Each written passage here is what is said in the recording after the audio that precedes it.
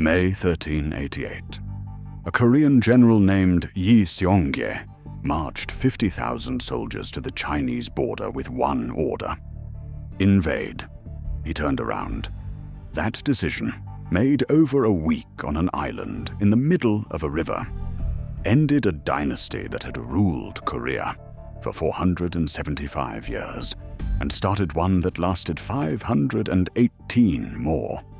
5 centuries. From 1 week. The kingdom he founded produced the Korean alphabet, Admiral Yi Seonggye, and a culture that still defines the country today. 6 centuries later, historians still argue about the same question. Was Yi Seonggye a principled soldier who refused an order he knew was suicidal? Or was turning around the move he had been planning all along, with allies ready and the coup already in motion? The honest answer is probably both, and that is the more interesting story.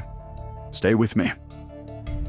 Because the man who changed Korean history forever looks, on the surface, like a general who simply changed direction.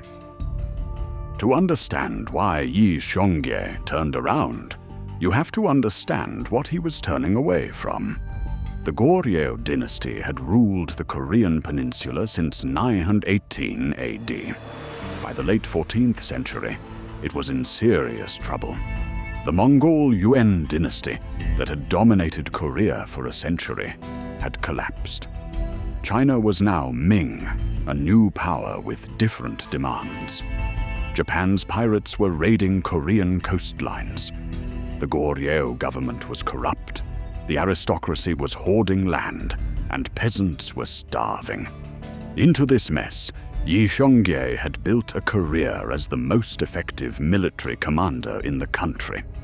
He had pushed Japanese pirates off the southern coasts. He had repelled rival Chinese forces from the north. He was popular with soldiers and increasingly with common people. He was also increasingly aware that the government he served was failing. The question is whether his career prepared him for what he did at Wihwa Island, or whether the career itself was always the preparations for it. When Ming China took power, it claimed authority over territory that had belonged to the fallen Yuan dynasty, including some land on the Korean border. The Goryeo government, led by a court faction that favored confrontations with Ming, decided to take the territory by force. They ordered Yi Seonggye to lead the campaign. Yi Seonggye told them this was a mistake. He gave 4 reasons. It was wrong to attack a large country with a small one. Summer was the wrong season to campaign. Sending the whole army north would leave the south exposed to Japanese pirates. Disease would spread in the summer heat. The government ordered him to go anyway. He went. He reached Wihwa Island. And then he made his decision. What happens next is the part nobody who sent him north ever expected. Yi Seonggye turned his army south and marched back to the capital, daegeum. The court officials who had sent him to war fled. Some were captured. The king abdicated, then was deposed, then killed. Yi Seonggye now held real power, but he didn't immediately take the throne. He spent the next 4 years removing political obstacles, enemies, rival factions, anyone who might block what he was building toward. His main ally in this period was the reformist official Jong Do-jeon, who helped Yi articulate an ideology for a new state, Confucian governance, land reform, a civil administration that could actually function. In 1392, Yi Seonggye accepted the throne. The Goryeo dynasty was over. The Joseon dynasty had begun.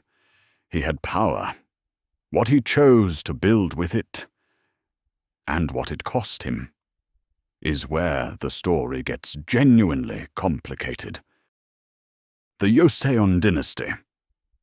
Yi Seonggye founded looked different from what came before it. The Buddhist influence that had dominated Goryeo was pushed aside in favor of Confucian ideology. Land that aristocrats had accumulated over centuries was redistributed. A new administrative system was built, more structured, more centralized, more aligned with Ming Chinese models.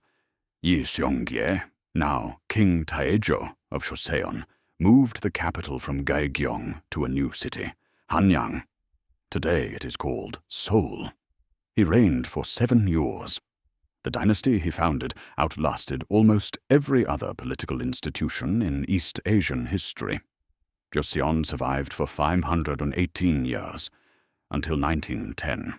He built what he had planned. Then his own family nearly destroyed it while he was still alive to watch. Yi Seonggye's later years were marked by the same thing that marks many dynasty founders: sons. He had children from multiple marriages. When he tried to designate an heir, 2 of his sons from his first marriage launched a coup. The first strife of princes in 1398. His chosen heir was killed. His advisor Jong Do-jeon was killed. His favorite younger son was exiled. Yi Seonggye abdicated. He tried to abdicate again. He retired to Buddhist monasteries and returned multiple times, caught between feuding sons and a government that no longer quite needed him. He died in 1408 at the age of 73. The dynasty continued without much looking back. Which brings us to the question we've been building toward all along. The question historians debate is whether Yi Seonggye's turn at Wihwa Island was principled or opportunistic. His stated reasons, don't fight Ming China, wrong season, wrong strategy, were militarily reasonable. Later events suggest he was probably right that a war with Ming would have been catastrophic. But he also clearly understood that turning the army around would give him the power to remake the government. He had allies ready. The infrastructure of a coup was in place. Was it a principled refusal of a bad order? Or was it a calculated moment to take power, justified after the fact with strategic reasoning? The honest answer is probably both, and those 2 things are not as separable as we might like. Yi Seonggye received an order he believed was wrong. He turned around. He deposed a king, ended a dynasty, and started a new one that lasted 518 years. The country he remade, Joseon, produced King Sejong, the Hangul alphabet, Admiral Yi Sun-sin, and a cultural tradition that defines Korea to this day. Here is the question. If Yi Seonggye had followed the order and crossed into China, what happens? Probably a defeat. Possibly a catastrophic one. Possibly the end of Korean political independence. A man turning an army around on an island in the middle of a river may have been the most consequential decision in Korean history. This is the Dragon Throne. We cover the generals who disobeyed, the kings who were deposed, and the turns that changed everything. Subscribe. New episode every week.